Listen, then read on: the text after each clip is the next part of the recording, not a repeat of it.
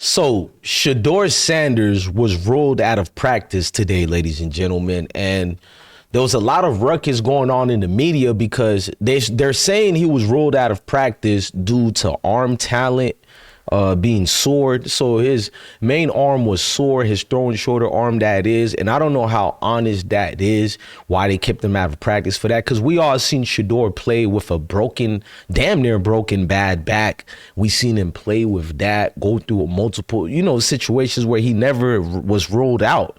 He was always a durable quarterback even now. So a lot of us are just thinking that this is the Browns even more trying to get Shedeur out of reps, out of, the actual training that he needs. So if you guys are here today, man, please hit that like button, hit that notification bell. Now, Cleveland Browns rookie Shedeur Sanders did not participate in team drills during Saturday's practice due to arm soreness. The team announced the reason for his absence as arm soreness. Despite the injury, Shedeur was observed participating in some post-practice sprints with a wide receiver, but did not throw any passes, that is.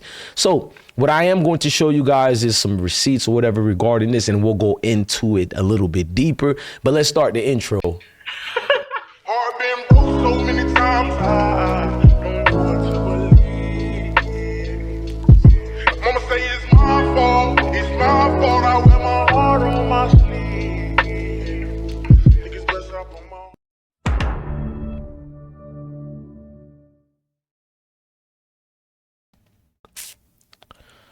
Now, let's be honest regarding this situation. But first of all, let's put the article. Cleveland Browns rookie Shedeur did not participate in team drills because of soreness, blase, blase. Now, I'm going to put this out here for you guys to read it, but I'm just going to continue with the whole situation that I broke down. Now, the arm soreness is likely a minor issue, they're saying, but it's notable that Shedeur Sanders is dealing with it at this point in training camp. I didn't really hear him speak on it too much. That's your typical Shedeur. He's more reserved.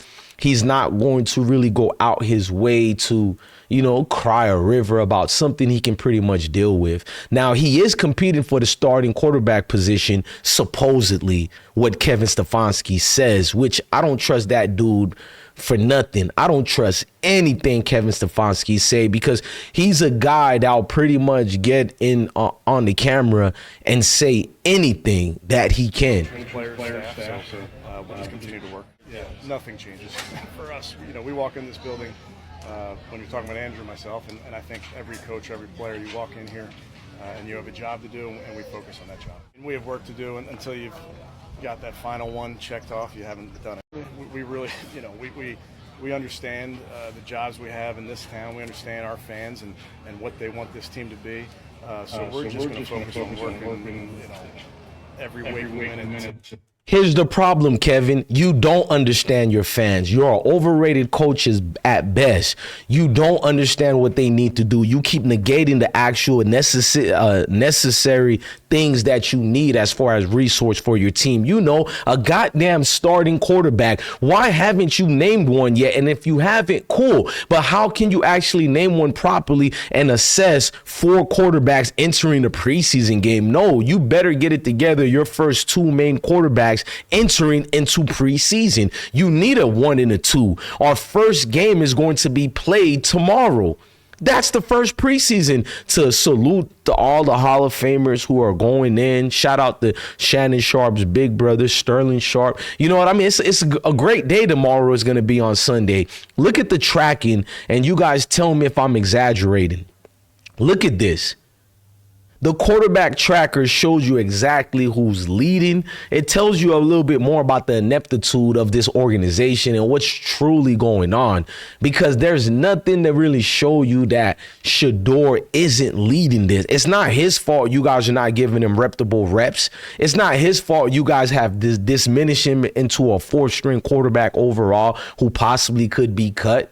Let's just be honest, man. The arm soreness is likely a minor issue. Why did you guys predicate him to sit down on that bench to make it look like you like him, you care about his arm talent, when you go out your way to agree with salacious journalists such as Mary Kay and others who have said you guys are dealing with Dillon Gabriel before Shedeur. Now, the Browns' first preseason game is next week, and it's unclear if Sanders will be fully recovered by then, according to their team source. Ain't that something? It's unclear if he'll be fully recovered. We can't trust your medical staff. I'm sorry. They said the team is likely to use the preseason games to further evaluate their quarterback position. Of course, you need to evaluate it that way. What else you thought we would think? Now, shout out to Myles Garrett, who had some things to say as far as the team itself. I like showing you guys other parts on what's going on, not just the crap we see every day. But let's go to Myles Garrett. I want to hear what he had to say. The best version of myself and the best leader I can possible. Expectations are higher than ever. Expect to bounce back from last year, myself and defensively and as a team. So the standard doesn't change, or at least it doesn't lower. It just raises and improves. I think we have guys who are older, understand both sides of the coin. Come from a really good season, come from a really bad season. It can happen just like that. So you've got to take that into account every single day when you're training and getting to know your guys. The margins for this game are very thin.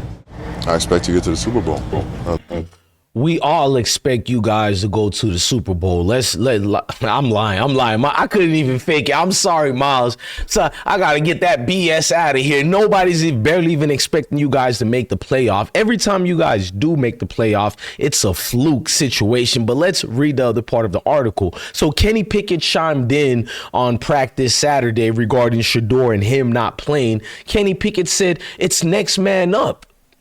After practice, when you're not in competition, I think you're losing ground. I think that's the nature of the business, the nature of the game.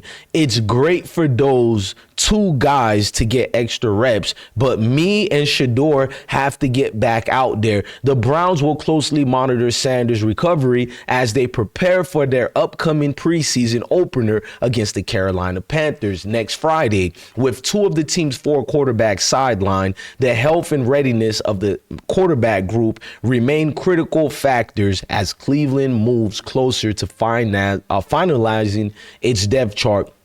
The fact that Kenny even referenced him and Shedeur needs to be out there, that tells me Kenny doesn't really believe in Joe Flacco and Dillon Gabriel. Let's just talk about another truthful thing here, guys. When it comes to good NFL talents or even scrubs, most guys know who's better than them and who aren't good as them or who are lesser than. And when Kenny Pickett said me and Shedeur need to be out there, he's letting you know the importance of a Shedeur and him. We already know Kevin Stefanski and the organization, along with Andrew Berry, already named Kenny Pickett the starter for now. Meaning he didn't even really have to earn it. Like, he is their starter. Joe Flacco is going to be the number 3 guy, possibly number 2. They're leaving that room open, we know, for Dillon Gabriel. We know this already. Everything is built up for Dillon Gabriel. In fact, the next video I'm about to talk about is the reason on why they drafted Dillon, why, and who are they really preparing to get ready to be a starter in this league. I'm DJ Bless One, the best one. Love your family, love your kids, and stay blessed. I've been broke so many times.